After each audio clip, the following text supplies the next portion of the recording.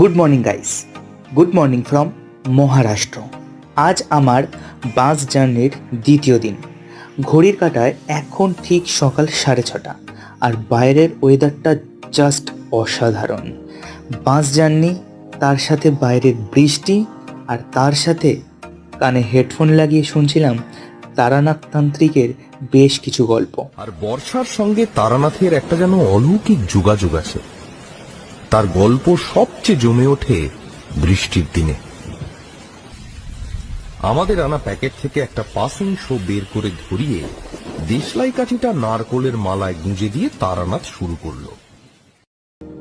বাইরের দৃশ্য উপভোগ করতে করতে এগিয়ে চললাম ছত্তিশগড় রায়পুরের উদ্দেশ্যে। এই রায়পুরের হান্টস ট্রাভেলের অফিস থেকেই আমাদের কলকাতা যাওয়ার বাসে ট্রান্সফার করা হবে। তো চলো বন্ধুরা, বাইরের দৃশ্য উপভোগ করতে করতে আমরা